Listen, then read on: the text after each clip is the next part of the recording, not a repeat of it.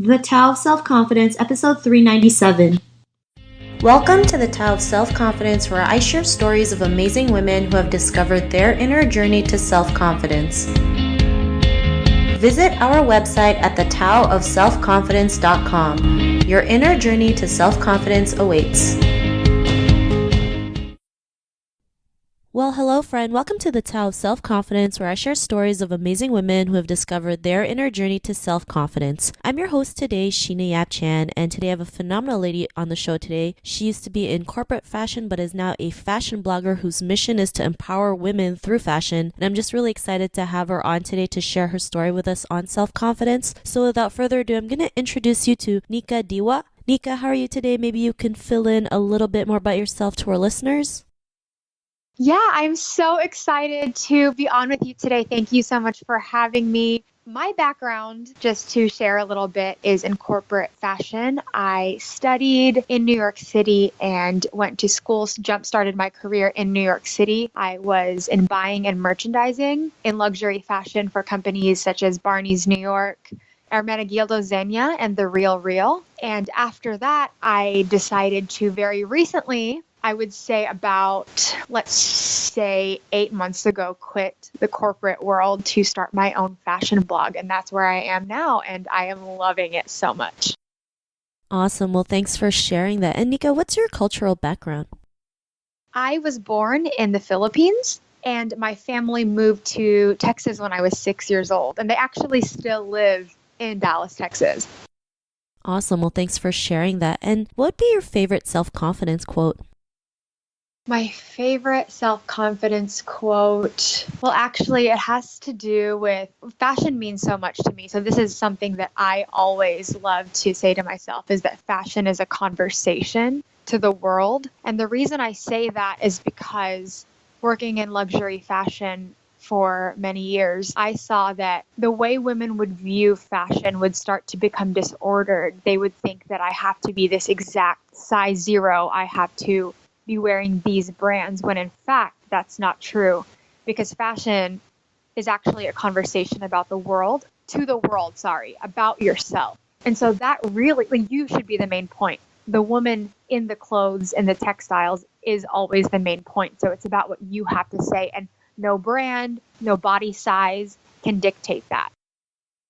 Thanks for sharing that. And that is such a great quote, right? I mean, a lot of us, are guilty of trying to, I guess, keep up with the fashion trends and the brands, not realizing like fashion is an expressive outlet for us, whatever outfits we can create or what we stand for. And I think the more people can realize that, the more we can be more confident, whether it's, the clothes we wear or, the personality that we have or what we can empower. So thanks for sharing that. And in your own words, how would you define self-confidence?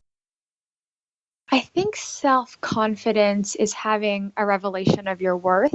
I think that, and of course this applies to men as well, but I'm going to speak specifically for women. Inherently, just because you are born, you already have this precious inherent value that you have just when you enter this world. Nothing that you merit, nothing that you earned. It's just that you are wonderfully created just by being you, and no one can take or add away anything to that. And I think that is so powerful in today's society that has so many impossible standards, is standing on that foundation that cannot be rocky, cannot be taken apart, is that no matter what happens in your life, no matter what happens in your present or future, you are worthy just because you are worthy. And I think that when you have that revelation, you become kind of untouchable. It kind of almost feels like a superpower. It's my favorite way to start the morning, is to really reaffirm that in myself. Thanks for sharing that. And that's a great definition, because a lot of us, we tend to forget how much worth we have. Just being born into this world just is a big sign that, we are worthy to do something great, to live here and make the most of it. And I think the more that we can remind ourselves, how much worth we have, the more we can go out there and start believing in ourselves, start taking action, doing some of the things that we want to do. So I really love that you mentioned that. And Nika, what was your life like before your discovery of self-confidence?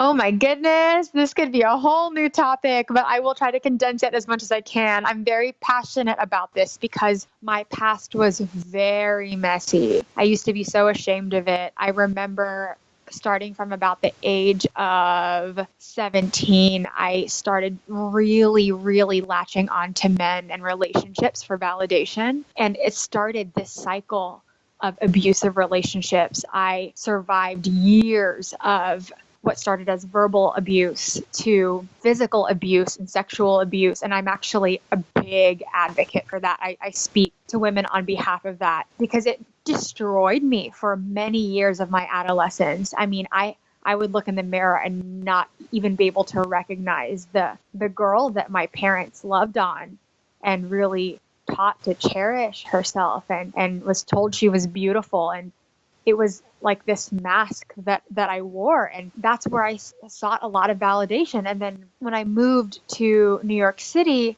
and started to, I guess, have more space between a lot of that disorder and started a new chapter for myself, that's when I started having an epiphany about my value and my worth. And that's when everything changed, is when I left. I think I would say about when I was 23, things changed. So from like 17 to 23, I was in that, I would say, black hole, that really dark space in my past. Thanks for sharing that. And I know it's not always easy to share things like this, right? Especially when women have gone through like verbal, physical abuse and mental abuse, because a lot of them feel like it's their fault or they feel ashamed of it, not realizing like there's no reason to feel ashamed of it. You know, I mean, it's better that we share about it because there's people out there who are hurting, and when they can realize they're not alone, they can also overcome it as well and realize like there's a light at the end of the tunnel. And you know, was there certain points in your life when you realized that? Like, what was that aha moment when you knew that, you know, you were worth more than you realized? Like, you had that confidence to just get out, like you mentioned, get out of that black hole. Yeah, I would say that there were many points, but there were two that stuck out in my mind the most. The first is when I first moved to Manhattan and I had my first job. I was working at my dream job, Barney's, New York, and I remember the first time I paid my rent by myself, and I thought, oh my goodness, I did that. I did that without a man. I did that by myself. And I realized that I could stand on my own 2 feet, and I was on the floor, so to speak, not sometimes even literally, but figuratively. And I realized that I could sustain this life and really find joy by myself. The second time was actually a month before my wedding. I had met my husband, and we were always very careful during our courtship because of my past of abuse. And it was really, really sensitive for me. And I remember we were sitting on the couch and he was tickling me, and he tickled my ankle in a certain way that what I had not realized at the time was post-traumatic shock. And I had this image of what had happened in the past because this guy used to take me by my ankle and drag me on the floor. And I remember thinking that and having a freak out. I mean, I had a panic attack. I had never had that before because this was the first good guy I had been with since my bad relationship. And so I had a panic attack and was sure he was going to leave me. And so I removed my engagement ring and handed it to him and said, I understand if you have to go, because I thought I was too broken. I thought I wasn't worthy of being loved. And I'll never forget where I thought he would move away.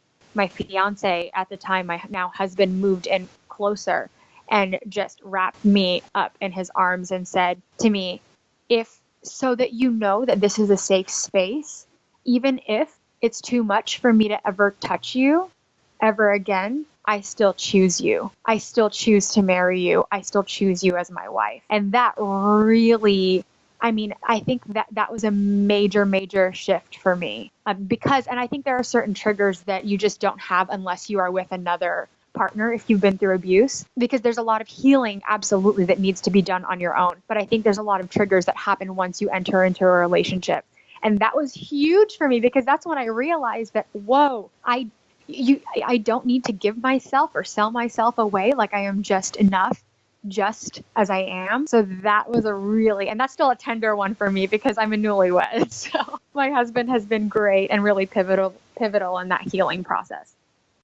Thanks for sharing that. Your story about your husband, it's so amazing that, there are people out there who will love you just for who you are, no matter what your past is, no matter if you lashed out on him. Like, he knows that he can where you came from and can realize that no matter what happens, he's right there by your side. And it's just such a great love story. Thank you. And because of these realizations, what's your life been like now? Oh my goodness. It has been a life dedicated to advocacy, and not out of duty, out of this passion for other women to know that they are worth so much more. It's 1 in every 3 women that struggle with sexual assault or abuse in the United States. And so for me, and it's not just about abuse. I mean, it's about, I think that's the most tangible form in my life where there's self-doubt. But every day, I mean, I doubt myself multiple times every day. And I think that we were created with minds that are powerful and that are full of love and self-control to really anchor those thoughts and bring them into bring them captive and say, no, that's a lie. This is the truth. And to empower yourself in the situation. So that's what it's been like. It's been like a journey of advocacy and empowerment and really nurturing those past hurts in my own life too, so that I can love other women better and speak for those who can't, or don't, or who were where I was a couple of years ago. Thanks for sharing that. And it's great that you're out there, speaking up for other women. Sometimes they're just not ready, but when they can see someone out there who's doing it, who's been through what they've been through, then they'll have that courage and that confidence to also speak up as well. And, the more we just have, women working towards something good, the more it'll just attract good things into our lives, into other people's lives. So I'm really glad that you're out there, sharing your story, sharing your passion and doing something that's great, right? Sometimes some people feel like, one person can't make a difference. I always think one person can make a difference. And, it's just these little actions day by day that will slowly ripple into something huge. So thanks for sharing that. And Nika, to the woman who's listening to your episode, she may be in her own journey of self-confidence. What would be that one tip you would give to her? I would say to surround yourself with uplifting, positive women. And that has so much power in it, in healing and in reinforcing myself as a woman. I am very blessed to have a group of women who, it didn't happen overnight, but just throughout this journey, I've been blessed with women who have really spoken into my life, spoken a lot of love, a lot of grace, a lot of empowerment into my own life. I don't believe that this journey is meant to be walked alone. I think there's so much joy and power in coming together collectively. Women are so much more powerful than I think we understand or give ourselves credit for. So definitely to rally up a sisterhood in whatever community or place you are in, for sure. Thanks for sharing that great tip. And I totally agree with you with surrounding yourselves with uplifting women, positive women. It really does make a huge difference in yourself and just, having that positivity around you. So thanks for sharing that great tip. And if our listeners wanted to get to know a little bit more about you and what you do, is there any links or social media profiles we can connect with? Yes. So my website, my blog is www.diwadollhouse.com. And my Instagram the handle is @Diwa Doll, so DIWADOLL. And I love engaging with people. So I'm very easily reached on direct messaging on Instagram. If anyone just honestly even just wants to talk, I'm very active and very engaged on all of my channels, whether it's email or comments or anything like that. So those are the best ways to reach me.